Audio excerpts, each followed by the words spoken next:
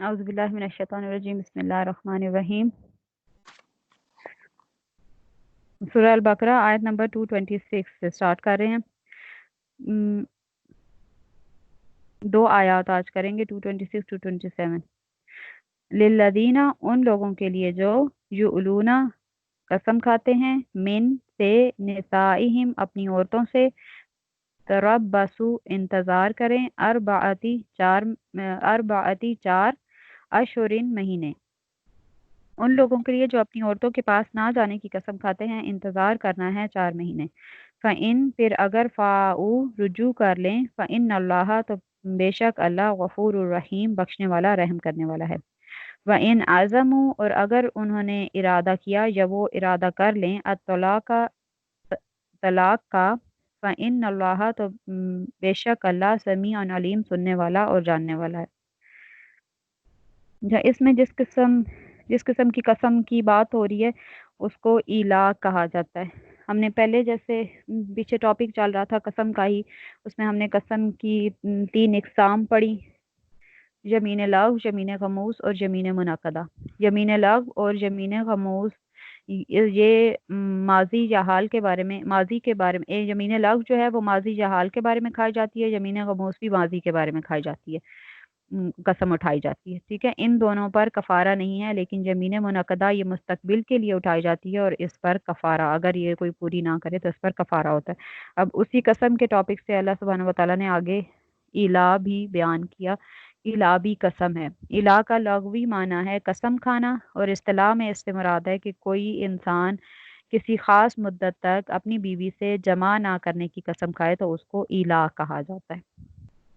جسے حضرت ابن عباس سے روایت کیا ہے، وہ فرماتے ہیں کہ اہل جاہلیت کا الا 1 سال 2 سال اور اس سے زائد ہوتا تھا، بس اللہ تعالیٰ نے اس کا وقت 4 مہینے مقرر فرما دیا۔ اگر 4 مہینوں سے کم الا ہوگا تو وہ الا نہیں ہوگا۔ زمانہ جاہلیت میں لوگ عورت کو ظاہر ہے اتنی رسپیکٹ نہیں تھی اس کی، نہ اس سے کوئی اتنا پیار کرتے تھے، اور پھر اسے تنگ کرنے کے لیے مرد جو ہے وہ اپنی بیوی کے پاس نہ جانے کی قسم کھا لیتے تھے، نہ وہ اسے طلاق دیتے تھے اور نہ خود جمع کرتے تھے، اور ایلا جو ہے وہ 1 سال 2 سال 4 سال 5 سال یا پھر پوری زندگی کا ہی ایلا کر لیتے تھے، یہ پوری زندگی کی قسم کھا لیتے تھے کہ ہم تمہارے قریب نہیں جائیں گے، تمہارے ساتھ جمع نہیں کریں گے۔ اس طرح عورت کو اذیت دی جاتی تھی اور اس کی کوئی مدت مقرر نہیں تھی، جس کا جتنے ٹائم کی مطلب مرضی ہوتی تھی وہ اتنے ٹائم کی قسم اٹھا لیتے تھے۔ اور پھر اسلام آیا تو اسلام نے آ کر اس کی اللہ سبحانہ وتعالیٰ نے حد مقرر فرما دی اور اس کی مدت اب 4 مہینے ہے۔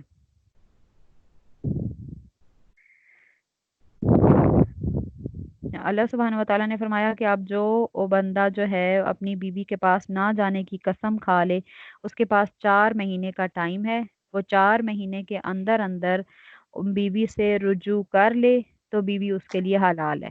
اگر وہ رجوع نہیں کرتا تو بیوی اس کے لیے حرام ہو جائے گی، وہ پھر دوسرے لوگوں کے لیے حلال ہو جائے گی، مطلب دوسرے لوگ کسی بھی مرد سے وہ نکاح کر سکتی ہے۔ اچھا، امام شافعی، امام مالک، امام احمد بن حنبل، ان تینوں کا یہ قول ہے کہ 4 ماہ گزرنے کے بعد شوہر کے پاس رجوع کا حق حاصل ہے اور عورت کو طلاق رجعی ہوگی۔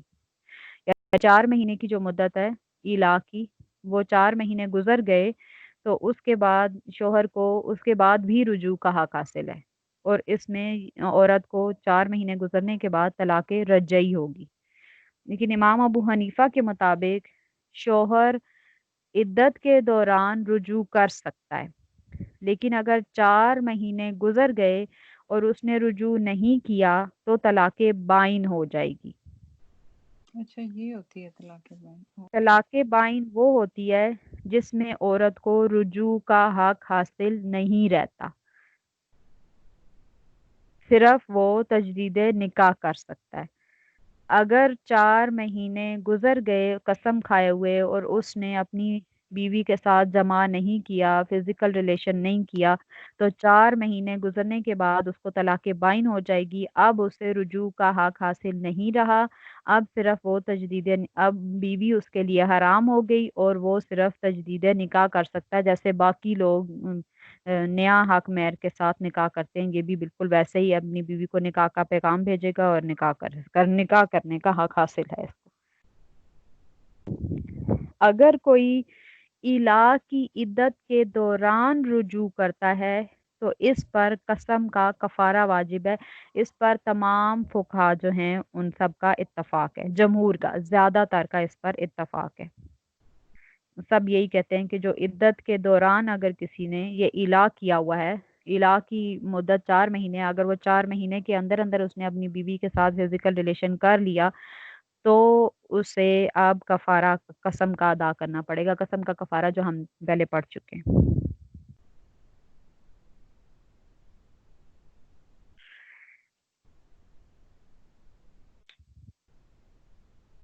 अच्छा, हज़रत कतादा से रवायत किया है, वो फरमाते हैं कि ये आयत उस शख्स के मुतल्लिक है जो अपनी बीवी से इलाह करता है, मसलन कहता है कि अल्लाह की कसम मेरा सर और तेरा सर जमा नहीं होगा, मैं तेरे करीब नहीं आऊँगा और मैं तुझसे जमा नहीं करूँगा। फरमाया ज़माना जाहिलियत के लोग इसे तलाक शुमार करते थे, बस इसके लिए 4 महीने हद मुकर्रर की गई। अगर वो इनके अंदर रुजू करे तो अपनी कसम का कफारा दे और वो औरत उसकी बीवी ही रहेगी। अगर 4 महीने गुजर गए और उसने इन 4 महीनों में रुजू ना किया तो औरत मुतल्लका हो जाएगी। औरत अब अपने नफ्स की मुख्तार है और उसका पहला खामन भी उसे निकाह का पैगाम भेज सकता है और उस इसका पहला खामन इद्दत के अंदर भी उसे निकाह का पैगाम भेज सकता है। लेकिन मतलब दूसरे, अब ये दूसरे लोगों के लिए भी हलाल हो गई और अपने खामन के लिए भी।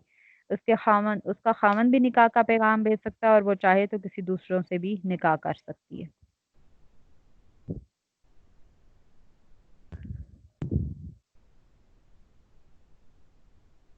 हज़रत इब्ने अब्बास का फरमान है कि 4 माह से कम में इला नहीं है।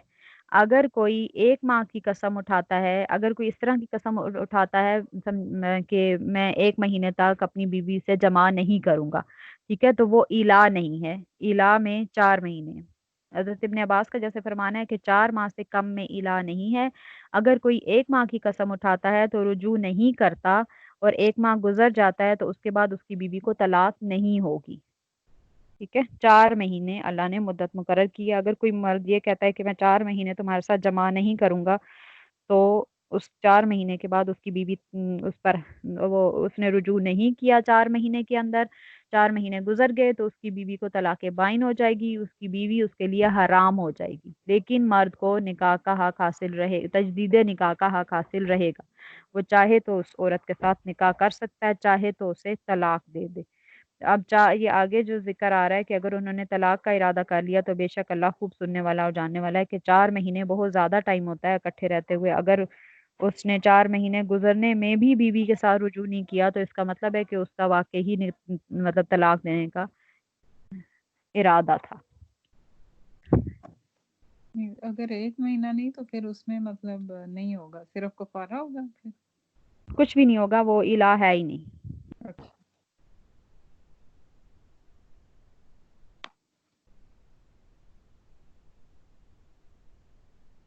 लेकिन मिनिमम मतलब 4 महीने, जो 4 महीने तक वो नहीं करता, 4 महीने की कसम मतलब 4 महीने से कम करता है तो हज़रत इब्ने अब्बास के मुताबिक वो इला नहीं है। ठीक है, इसी 4 महीने को रखते हुए फिर हज़रत उमर फारूक रज़ी अल्लाह तआला अन्हु के ज़माने में जब वो लोग जो हैं बॉर्डर पर, मतलब उनकी आर्मी जो थी, उनके लोग जब बॉर्डर पर जाया करते थे या जहाद वगैरह पर जाया करते थे तो इसी के ऊपर इक्तफा करते हुए उनको 4 महीने के बाद अपनी बीवी के पास वापस लौटने का हुक्म दिया जाता था। एक दफ़ा ऐसे हुआ था कि हज़रत उमर फ़ारूक रज़ी अल्लाह तआला अन्हु जैसे रात को गश्त किया करते थे, तो वो रात को मदीने की गलियों का चक्कर लगा रहे, तो उन्होंने एक औरत के दरवाज़े के सामने से गुज़रे, क्योंकि घर ज़ाहिर है छोटे-छोटे होते थे, तो वो औरत जो है वो अंदर दरवाज़ा बंद किए हुए ये इस तरह के उनकी, मतलब मैंने पहले भी काफ़ी दफ़ा बताया कि वो लोग अपनी बातें जो हैं वो शेरो शायरी में किया करते थे कि उनकी ज़बान ही ऐसी थी। तो वो इस तरह के कुछ अशार पढ़ रही थी कि यार ये रात तवील हो चुकी है और इसके सितारे अपनी बुलंदी को पहुंच चुके हैं और मुझे इस बात ने बेदार कर रखा है کہ دل بہلانے کے لیے میرا دوست نہیں ہے۔ اللہ کی قسم، اللہ وحدہ لا شریک کی ذات نہ ہوتی تو اس چارپائی سے اس کے پہلو حرکت کرتے، میں رات گزارتی، غفلت میں نہ تعجب کرتی اور نہ کسی پر لعنت کرنے والی ہوتی۔ جب اس طرح کے وہ الفاظ اس طرح کے شعر پڑھ رہی تھی تو حضرت عمر فاروق رضی اللہ عنہ نے گھبرا گئے اور انہوں نے اپنی بیٹی سے جا کر پوچھا اور کہ ایک عورت جو ہے وہ کتنا ٹائم تک اپنے خامند سے الگ رہ سکتی ہے؟ تو ان کی بیٹی نے کہا کہ 4 مہینے، کچھ جگہ پہ 4 مہینے ہیں، کچھ پہ 6 مہینے ہیں، لیکن زیادہ جو ملتا ہے وہ 4 مہینے ہیں۔ ٹھیک ہے کہ 4 مہینے سے زیادہ عورت جو ہے وہ صبر نہیں کر سکتی۔ تو اس پر حضرت عمر فاروق رضی اللہ عنہ نے پھر جتنے بھی ان کے لوگ ہوتے تھے جو باہر گئے ہوئے ہوتے تھے ان کو یہ کہا کہ 4 مہینے کے بعد ان کو چھٹی دی جاتی تھی تاکہ وہ اپنی بیویوں کے ساتھ ٹائم گزار سکے۔ حضرت عمر رضی اللہ تعالیٰ عنہ نے اپنی بیٹی حفصہ سے پوچھا کہ عورت کتنا عرصہ خاوند کے بغیر گزار سکتی ہے؟ اس نے کہا کہ 4 ماہ یا 4 ماہ ہی ہیں، 4 ماہ یا 6 ماہ۔ حضرت عمر نے فرمایا یقیناً میں کسی شخص کو 6 ماہ سے زیادہ نہیں روکوں گا۔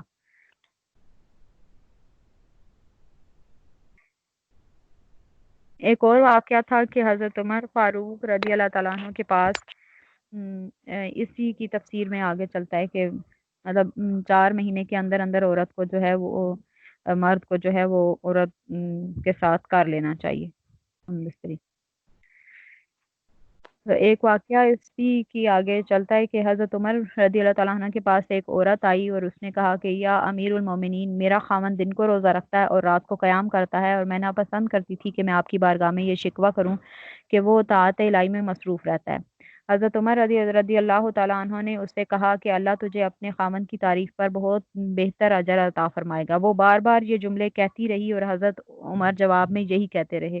وہاں حضرت کعب رضی اللہ تعالیٰ عنہ موجود تھے۔ انہوں نے حضرت عمر سے کہا کہ اے امیر المومنین، اس کے اور اس کے خاوند کے درمیان فیصلہ فرما دیں۔ حضرت عمر نے فرمایا کیا اس نے اپنی بات میں کسی فیصلہ کا ذکر کیا ہے؟ حضرت کعب نے کہا کہ یہ شکایت کر رہی ہے کہ اس کا خاوند اس سے دور رہتا ہے اور یہ اپنا حق طلب کر رہی ہے۔ حضرت عمر نے کعب کو کہا کہ تم ہی اس کا فیصلہ کرو، تو نے ہی اس کی بات سمجھی ہے۔ حضرت کعب نے فرمایا کہ اس کا خاوند پیش کرو۔ وہ آیا تو حضرت کعب نے اس سے فرمایا کہ تیری بیوی تیری شکایت کر رہی ہے۔ اس نے کہا کہ کیا اس کا نفقہ میں کوئی کمی ہے؟ کعب نے کہا نہیں۔ اس وقت عورت نے یہ اشعار پڑھے، اے قاضی، میرے خاوند کو مسجد نے میرے پہلو میں سونے سے غافل کر دیا ہے۔ یہ دن رات سوتا نہیں ہے اور میں عورتوں کے حکم میں اس کی تعریف نہیں کرتی۔ اس کی عبادت میرے پہلو میں سونے سے عدم دلچسپی ہے۔ اے کعب، آپ فیصلہ کر دیں۔ خاوند نے کہا کہ مجھے اس کے بستر پر سونے اور اس کے پردہ میں آنے سے اس بات نے غافل کر دیا ہے جو سورہ نحل اور سبا طوال میں اور کتاب اللہ میں جو بڑے بڑے خوفناک ارشاد نازل ہوئے ہیں، ان کی وجہ سے مجھے کسی بات سے دلچسپی نہیں۔ حضرت کعب رضی اللہ تعالیٰ عنہ نے فرمایا کہ سب سے بہتر قاضی کا فیصلہ یہ ہے کہ اے شخص، تجھ پر اس عورت کا حق ہے۔ عقل مند کو 4 عورتوں سے نکاح کی اجازت ہے، یہ اللہ تعالیٰ کا فیصلہ ہے، پس تو اپنا حق دے اور ہیلے بہانے چھوڑ دے۔ پھر حضرت کعب رضی اللہ تعالیٰ عنہ نے فرمایا کہ اللہ تعالیٰ نے تیرے لیے 4 عورتوں کو مباح کیا ہے، پس 3 دن اور 3 راتیں تیرے لیے ہیں، ان میں تو عبادت کیا کر، اور 1 دن اور 1 رات اس عورت کے لیے ہے۔ حضرت عمر نے فرمایا اللہ کی قسم، مجھے معلوم نہیں رہا کہ میں تیری کس بات پر تعجب کروں، کیا تیری معاملہ فہمی پر یا تیرے ان کے درمیان فیصلہ پر؟ جا، میں نے تجھے بصرہ کی قضا کا عہدہ سونپا۔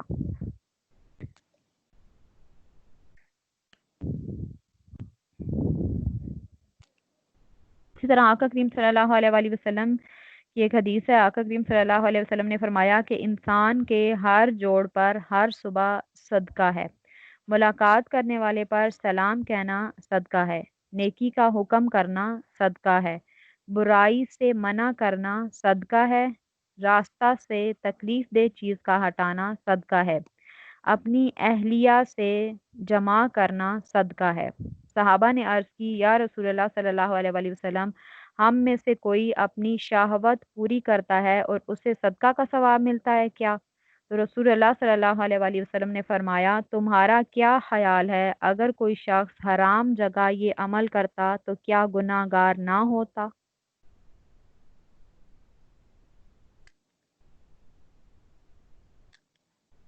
اسی طرح ایک اور صحابی کے سامنے آقا کریم صلی اللہ علیہ وآلہ وسلم نے یہ سارے ذکر کیے کہ رسول اللہ حضرت ابو ذر رضی اللہ عنہ سے روایت کیا ہے، وہ فرماتے ہیں کہ میں نے عرض کی، یا رسول اللہ صلی اللہ علیہ وسلم، مالدار لوگ اجر میں بڑھ گئے۔ فرمایا، کیا تم نمازیں نہیں پڑھتے، روزے نہیں رکھتے، جہاد نہیں کرتے؟ میں نے عرض کی، کیوں نہیں، وہ بھی ہماری طرح نماز، روزہ اور جہاد کرتے ہیں، اور وہ صدقہ دیتے ہیں، ہم صدقہ نہیں دیتے۔ فرمایا، تیرا ایسے شخص کی بات سننا جو سنا نہیں سکتا، پھر تیرا اس کی حاجت کو بیان کرنا، یہ بھی صدقہ ہے۔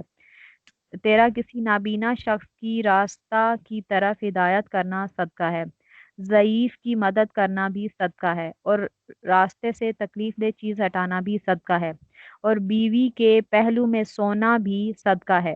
میں نے عرض کی، یا رسول اللہ صلی اللہ علیہ وآلہ وسلم، ہم میں سے کوئی شخص اپنی خواہش پوری کرتا ہے اور اسے اجر ملتا ہے۔ فرمایا، بتاؤ تمہارا کیا خیال ہے اگر تو غیر محل میں ایسا کرتا تو کیا تجھ پر گناہ نہیں ہوتا؟ میں نے کہا، گناہ ہوتا۔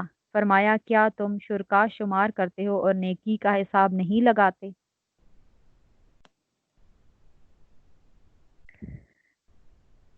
پھر آگے ہے کہ حضرت ابو ہریرہ رضی اللہ تعالیٰ عنہ سے روایت کیا ہے، وہ فرماتے ہیں کہ رسول اللہ صلی اللہ علیہ وآلہ وسلم نے فرمایا، کیا تم میں سے کوئی اس بات سے عاجز ہے کہ وہ ہر جمعہ اپنی بیوی سے جمع کرے؟ اس کے لیے دو اجر ہوں گے، ایک جمعہ کے غسل کا اجر اور دوسرا جمعہ کے غسل کا اجر۔ سبحان اللہ۔ حضرت عمر بن خطاب رضی اللہ تعالیٰ عنہ سے روایت کیا ہے، وہ فرماتے ہیں کہ میں اپنے نفس کو جمع پر مجبور کرتا ہوں، اس امید پر کہ اللہ تعالیٰ مجھ سے ایک ایسی روح نکالے گا جو اللہ کی تسبیح بیان کرے گی۔ سبحان اللہ۔ آخر دعوانا الحمد للہ رب العالمین۔